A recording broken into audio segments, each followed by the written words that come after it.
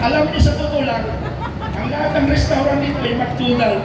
Sabi niyo, ituloy niyo hanggang Martes para kumita kami. Okay, nakausap ko na sir, sana magtagal kayo para kumita kami. So kami kagagawa dito, pag umabot tayo ng Miyerkules, McDonald's ang may kasalanan dyan. Hindi tayo. Pero hindi ko lang ha, peaceful. Peaceful. Tayo. Ang ating lang pagkakaisa para sa ating bayang Pilipinas na ating minahal. Na hindi minahal ng ating Pangulong Marcos. Ano? Okay. Another background. Another background. No campaign period, para alam niyo ha, no campaign period, nabuo ako ng isang organisasyon. Ano yung organisasyon?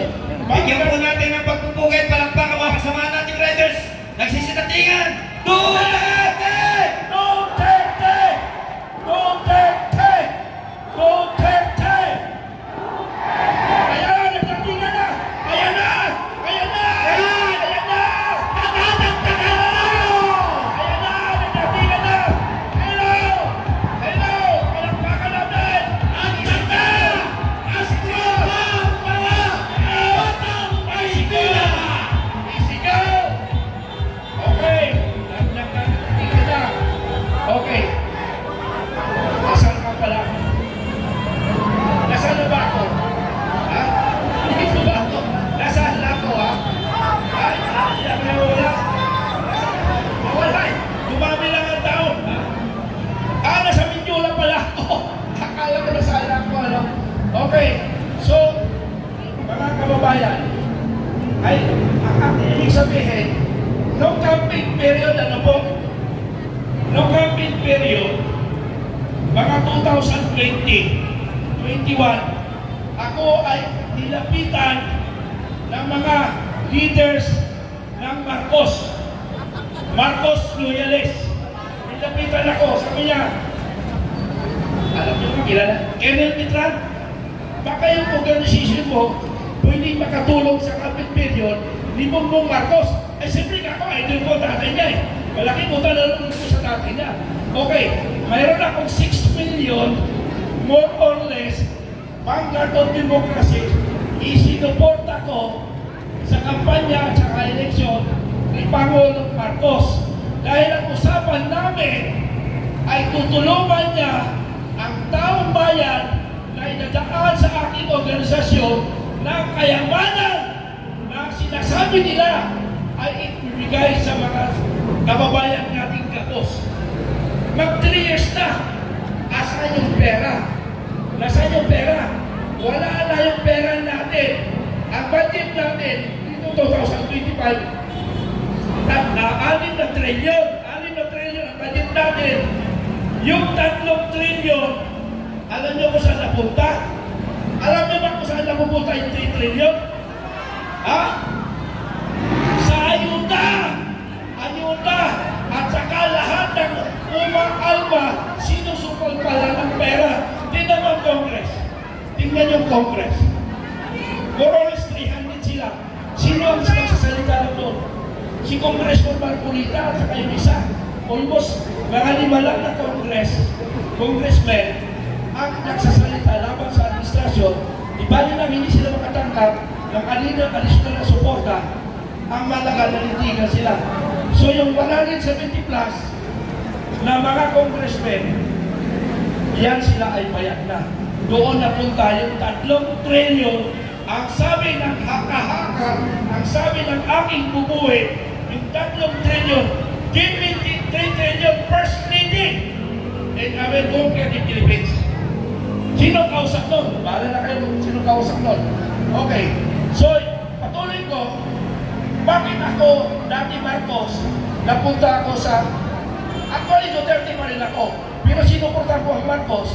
Pero, dati nung umatras ako sa Marcos, nag-neutral ako. Nag-neutral ang Filipino Guerrilla Force. Bakit namin nabuo ang Filipino Guerrilla Forces April 9? Dahil napipintong gera tayo sa China. Kaya hinanda namin ang Filipino Guerrilla Forces para protektahan ang lahat ng Pilipino. Dahil alam namin na ang forces ay hindi kayang labanan ng China. They are only more or less 80,000. In the Philippines, police Corores to 220,000. Therefore, itotal natin, mayroong armado tayo sa Pilipinas, 500,000 only. Ang kalaban natin na armado ng China is 2 million. 2 million na. Ang kalaban natin, ang kanilang reserves, 60 million. 60 million ang kanilang reserves. Ang ating reserves, 1 million. Kaya ba natin yun? Kaya ba natin? Kaya ba natin? Kaya nabuo ang Pilipino guerrilla forces. Yun ang purpose namin. Ang purpose namin, lahat ng barangay, mayroong Pilipino guerrilla forces para protektahan ang pamilya at ang barangay. Dahil yung sundalo at pulis, ibabala yan sa kanyon. Sila yung maharap sa kalaban. Eh sino nga magbabantay sa atin? Sino? Pag lumaban ang sundalo at pulis, sino magbabantay sa atin sa mga barangay? Wala!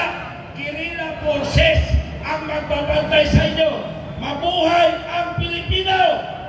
Mabuhay ang Pilipino! Okay, maraming salamat.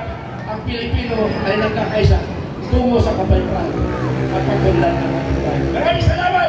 Peaceful tayo! Mabuhay ang Pilipino! Mabuhay Pilipinas! Handa ba kayong manatili dito? Aalis pa tayo na hindi bumababa si Bakat! Manawagan tayo mga kababayan, papuntahin niyo pa ang iba nating mga kababayan, mga kamag-anak, kaibigan. Dito po tayo magtipon-tipon hanggang matinig tayo ng Malacanang at siya ay magkaroon ng hiya sa kanyang sarili at lisanin niya ang palasyo ng Malacanang. Duterte! Duterte! Duterte! Duterte!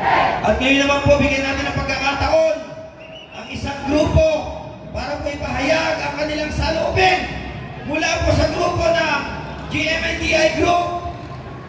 Kung tumakbo po siya po yung binoto namin na presidente. So sobrang proud po ako na hanggang ngayon po, sinusuportahan ko pa rin po si Tatay Digong. Actually, hindi ko alam kung saan ako magsisimula. Pero lahat po nang lalabas sa aking bibig, ay ngayon pa lang po pinagpapawan ko dahil ito po ay galing sa aking puso at personal ko po itong